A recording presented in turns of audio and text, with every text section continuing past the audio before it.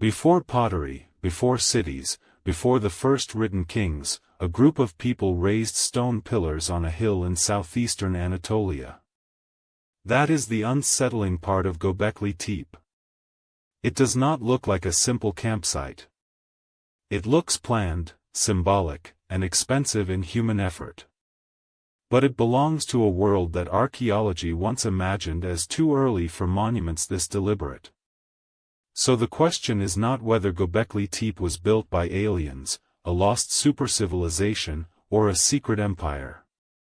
The better question is sharper: what were hunter-gatherers already capable of before farming changed everything?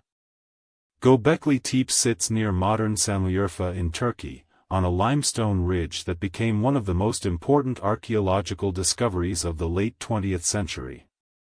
Excavations revealed circular and oval enclosures, T-shaped limestone pillars, carved animal reliefs, and layers of deliberate construction and burial.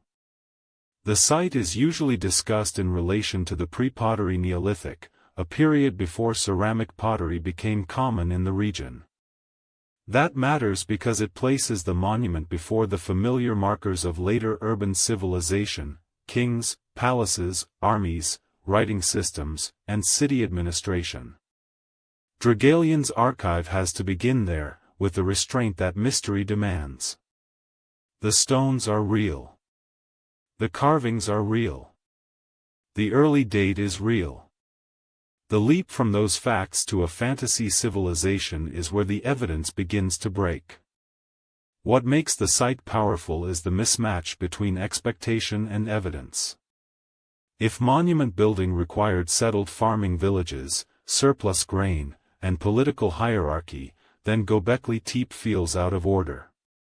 It suggests that ritual, gathering, memory, and shared symbolic work may have helped pull communities together before agriculture fully stabilized them. That does not mean the site solves the origin of civilization by itself. It means the old sequence is less tidy than it once looked. People may have gathered for reasons that were social and spiritual before those gatherings reshaped food, labor, and settlement. The T-shaped pillars become the central clue. They are not random stones. Some carry reliefs of animals and abstract forms. Some stand in arrangements that suggest repeated planning. But the exact purpose remains debated: sanctuary, gathering place, ritual center, social anchor, or something we do not have the right category for yet. The internet version often turns the mystery into a shortcut. If the site is older than expected, then someone must have hidden the truth. If it looks too impressive, then ordinary people could not have built it. If archaeology changes its timeline, then archaeology must have failed. That is not how evidence works. A changed timeline is not a cover-up. It is the point of excavation. New material forces old models to adapt. Gobekli Tepe is extraordinary enough without adding impossible claims. Its real force is that it gives agency back to people who lived before writing. They were not waiting for civilization to begin.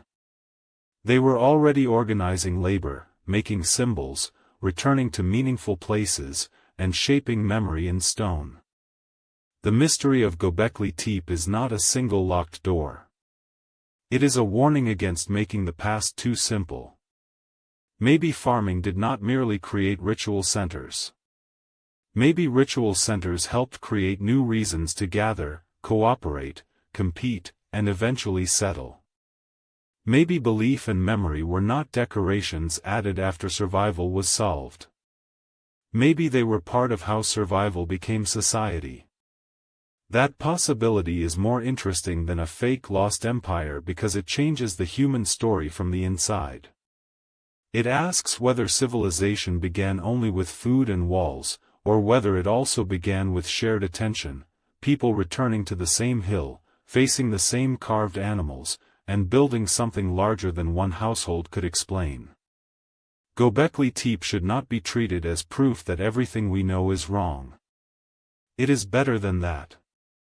It is proof that the past can still surprise us without becoming fantasy. A hill of stone pillars can force a quieter, deeper question: what if the first monuments were not built after human imagination became complex, but because human imagination was already powerful enough to gather people around a mystery?